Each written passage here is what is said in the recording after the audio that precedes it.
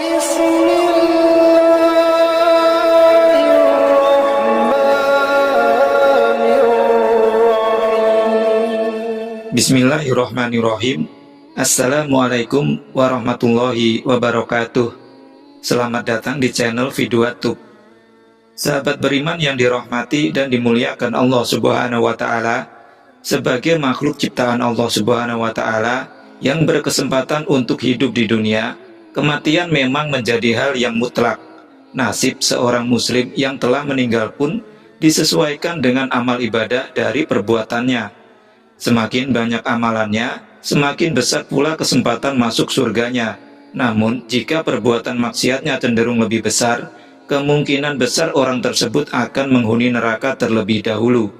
Lalu, siapa saja nama penghuni kekal neraka jahanam? Apa penyebabnya? Kenapa mereka tidak terselamatkan? Tonton videonya sampai habis biar tidak salah faham. Bersumber dari kitab suci Al-Quran, rupanya sudah ada 10 nama yang dipastikan menjadi penghuni kekal neraka jahanam. Di antaranya, yang pertama Qabil.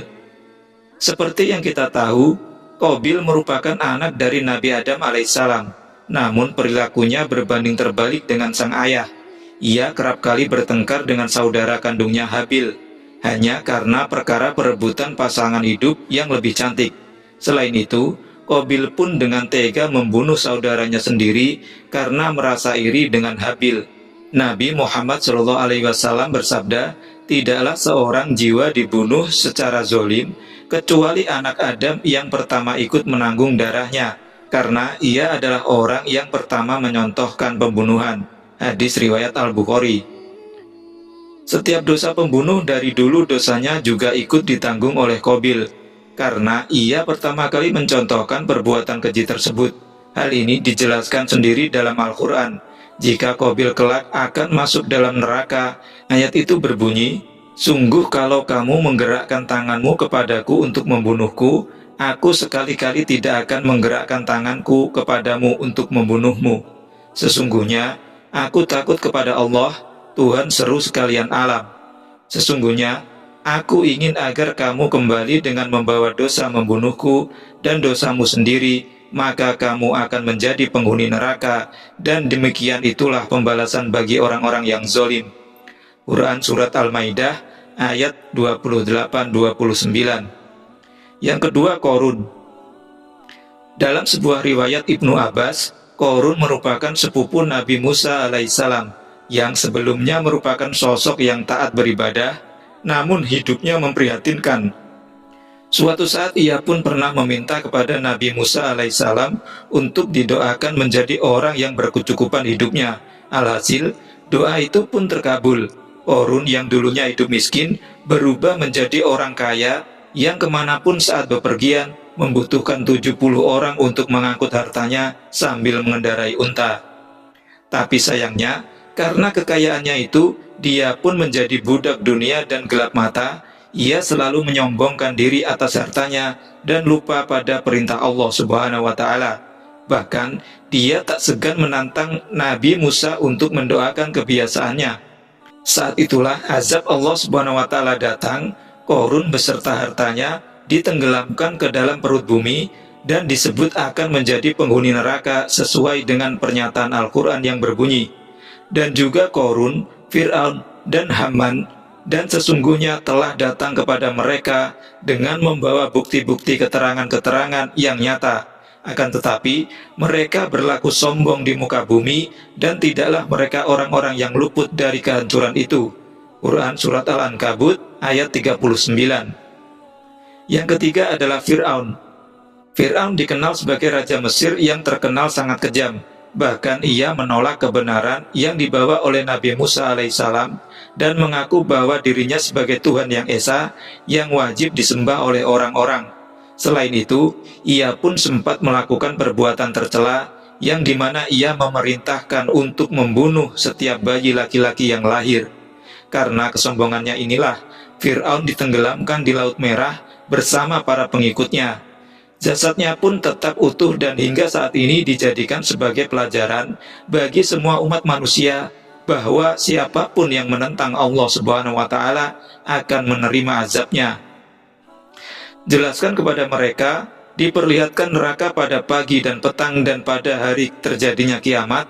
Lalu kepada malaikat diperintahkan, masukkanlah Fir'aun dan kaumnya ke dalam azab yang sangat keras. Quran Surat Al-Mu'min ayat 46. Yang keempat, Abu Lahab dan istrinya Ummu Jamil. Meski dia adalah seorang paman Nabi Muhammad SAW, hal itu tak membuat Abu Lahab menjadi orang yang baik. Bahkan, dia menjadi penentang utama setiap dakwah yang disampaikan oleh sang keponakan untuk melawan ajaran Nabi Muhammad SAW. Bahkan ia dan istrinya Ummu Jamil seringkali mencelakai keponakannya dengan sengaja menaruh kayu dan tumbuhan berduri di jalan yang biasa dilewati Rasulullah SAW. Selain itu, Ummu Jamil juga dikenal sebagai wanita yang suka mengadu domba. Di akhir hayatnya, Abu Lahab meninggal dalam kondisi yang buruk. Sekujur tubuhnya dipenuhi bisul dan ia mati terlantar karena tidak ada yang mengurusi jenazahnya. Bahkan nama Abu Lahab bersama istrinya diabadikan dalam Al-Quran di surat Al-Lahab yang berbunyi, "Binasalah kedua tangan Abu Lahab, dan sesungguhnya dia akan binasa, tidak akan berfaedah kepadanya harta bendanya dan apa yang ia usahakan. Kelak dia akan masuk ke dalam api neraka yang bergejolak, dan begitu pula istrinya, pembawa kayu bakar yang di lehernya ada tali dari serabut." Quran Surat Al-Lahab ayat 1-5. Yang kelima adalah Haman. Haman merupakan orang kepercayaan Fir'aun. Selain itu, ia dipercaya Raja Mesir sebagai pelaksana proyek pembangunan menara yang bertujuan untuk melihat Tuhan. Bahkan, untuk membangun bangunan tersebut, ia memberlakukan sistem kerja paksa terhadap warga Bani Israel. Selain itu, Haman jugalah yang menasehati Fir'aun untuk menolak misi keagamaan yang dilakukan Nabi Musa alaihissalam. Karena ulahnya inilah, dia dan Fir'aun tenggelam di Laut Merah. Allah Subhanahu wa Ta'ala berfirman, "Dan sesungguhnya telah kami utus Musa dengan membawa ayat-ayat kami dan keterangan yang nyata kepada Fir'aun, Haman, dan Harun. Maka mereka berkata, ia adalah seorang ahli sihir dan pendusta. Maka tatkala Musa datang kepada mereka membawa kebenaran dari sisi kami, mereka berkata, bunuhlah anak-anak yang beriman bersama dengan dia, dan biarkan hidup wanita-wanita mereka, dan tipu daya orang-orang kafir itu tidak lain hanyalah sia-sia belaka." Quran Surat Al-Mu'min ayat 23-25. Yang keenam, Kan'an. Kan'an adalah anak Nabi Nuh alaihissalam. Meski memiliki ayah seorang nabi, tetapi sifat Kan'an justru berbanding terbalik dengan ayahnya. Ia merupakan seorang kafir, di mana ia selalu menentang ajaran Allah Subhanahu wa Ta'ala yang dibawa oleh ayahnya.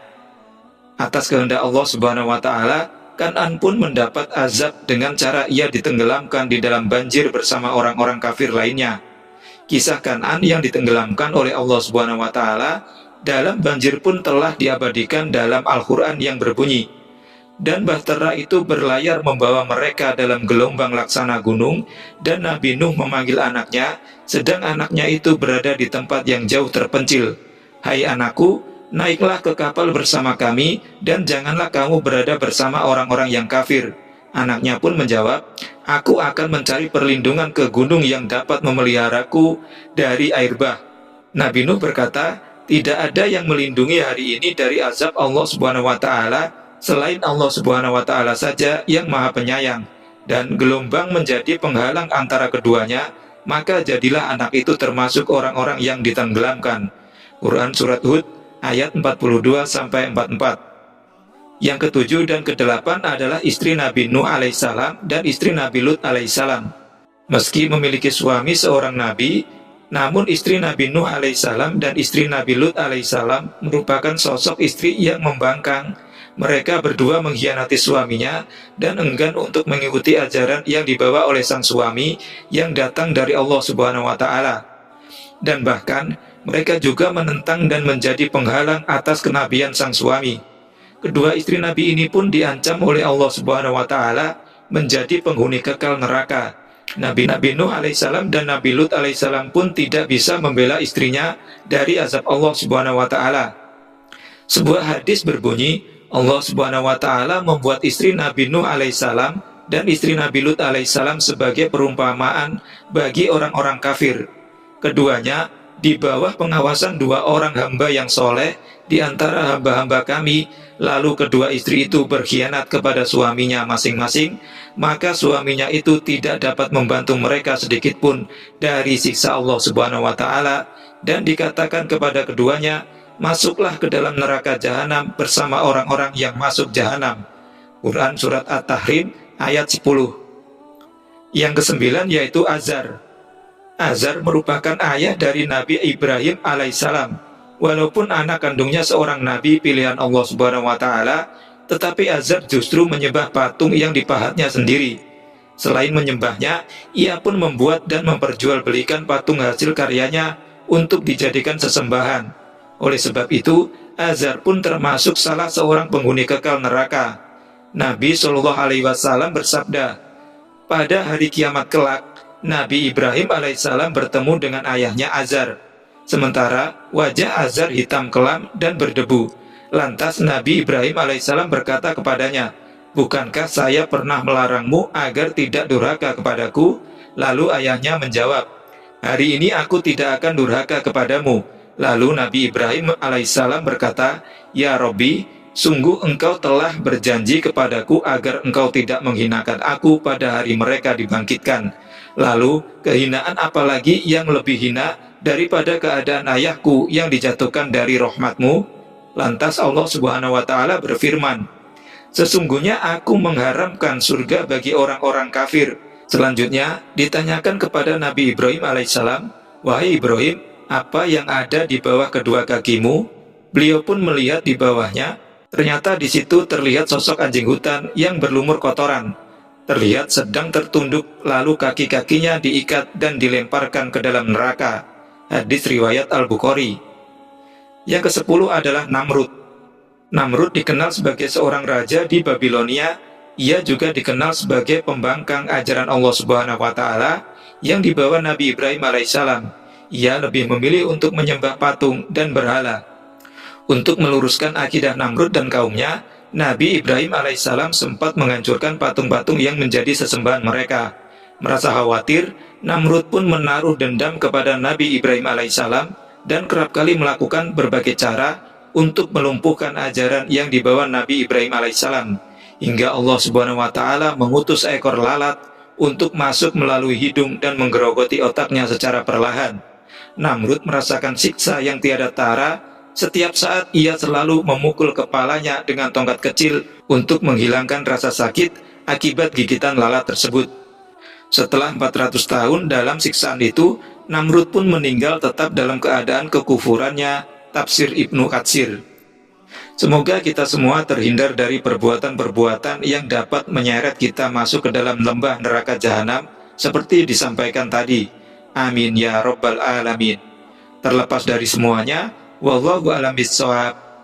Jangan lupa like jika Anda menyukai video ini dan share ke siapa saja yang menurut Anda cocok dan wajib untuk melihat video ini. Karena sebaik-baik kalian adalah orang yang mempelajari Al-Quran kemudian mengajarkannya kepada orang lain. Hadis riwayat Al-Bukhari. Akhir kata saya ucapkan banyak terima kasih. Wassalamualaikum warahmatullahi wabarakatuh.